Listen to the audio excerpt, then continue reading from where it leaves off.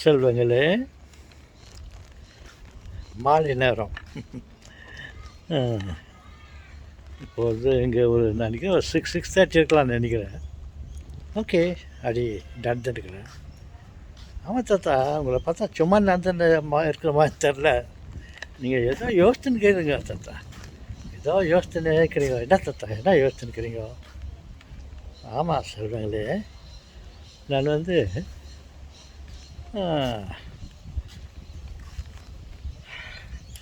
நம்மளுக்கெல்லாம் இந்த 6 அறிவு இருக்குதுன்னு சொல்கிறாங்களே,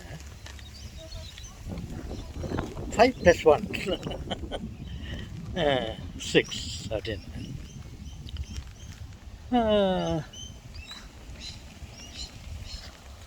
நம்மளுக்கு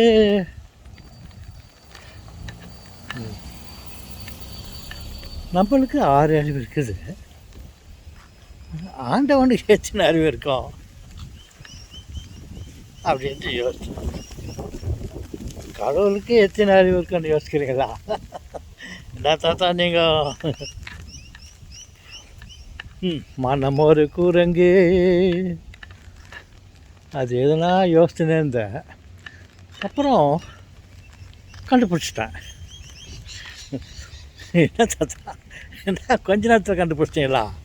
இல்லை ரொம்ப நேரமாக யோசிச்சிருந்தேன். கடவுளுக்கு எத்தனை அறிவு இருக்கும் அப்படின்னு யோசித்தா, சொல்லுங்க என்னத்தை கண்டுபிடிச்சிட்டேன் நீங்களே. அவரு கூட இந்த 6 அறிவு தான் இருக்கும் அப்படின்ட்டு யோசித்தேன். ஆமாப்பா, ஃபைனலா? ஃபைனல் கூட சொல்லலாம். எப்படின்னா, கடவுள் மனுஷனை படிக்கும்போது அவர் வந்து அவரை மாதிரியே படிக்கலாம்னா, ஒரு மனுஷனை படிக்கிறதுக்கு ஆசை வந்துச்சு அவருக்கு. அவர் நம்மளை மாதிரியே படிக்கலாம் மனுஷனை அப்படின்ட்டு அவர் நம்மளெல்லாம் படித்தார். அப்போது நம்மளை மாதிரியே படிக்கலாம் மனுஷனேன்னு பார்த்தா, அந்த மனுஷனுக்கு 6 அறிவு. அப்போது நம்ம வந்து அவரை மாதிரி தானே படிக்கப்பட்டிருக்கிறோம். அப்போது அவருக்கும் 6 அறிவு தான் இருக்கும்.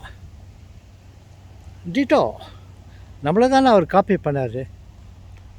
அப்போ நமக்கு 6 அறிவு இருக்குது. கண்டிப்பாக அவருக்கும் 6 அறிவு தான் இருக்குன்னு ஒரு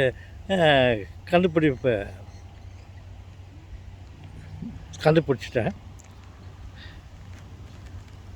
நான் சொல்கிறது கரெக்டாக தப்பா நீங்களே சொல்லுங்கள் பார்க்கலாம். அவர் வந்து நம்மளை அவரை மாதிரியே பண்ணார், படித்தேன்னு சொல்கிறாங்க. நான் கூட அதை பார்த்துக்கிறேன். அவரை நான் பார்த்துக்கிறேன்.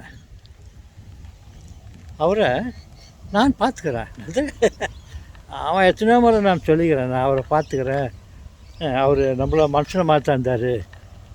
என்கிட்ட வந்தார், என்கிட்ட பேசல, என் கூட இருந்து எனக்கு தேவையான உதவியெல்லாம் பண்ணார்.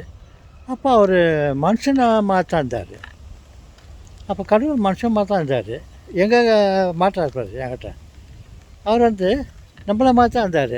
தெரியாத என்கிட்ட வந்து எனக்கு உதவி செய்ய வந்தார். அப்போ நான் பார்த்தா அவர் வந்து மனுஷனை மாதிரி தான் இருந்தார். ஆனால் மனுஷன் ரொம்ப உஷாருக்கார். இவர் இது பண்ணுறாருன்னு பார்த்து கபாக்குன்னு அவர் மேலே கை போட்டேன்.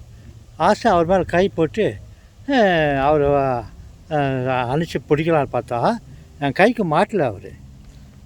என் கை மட்டும் அவர் உடம்புல போச்சு வந்துச்சு அப்படின்னுச்சு. என்னடான்ட்டு 2-3 முறை நான் உஷாராக கை போட்டு பார்த்தா அவர் உடம்புக்குள்ளே என் கை போச்சு வந்துச்சு. சரி, அந்த கதையை விடுங்க. நான் கண்டுபிடிச்சது என்னென்னா, அப்போ அவர் மனுஷனாக இருந்தார் நான் சொல்கிறேன். சில எல்லோரும் சொல்கிறாங்க மனுஷனை கடவுளை வந்து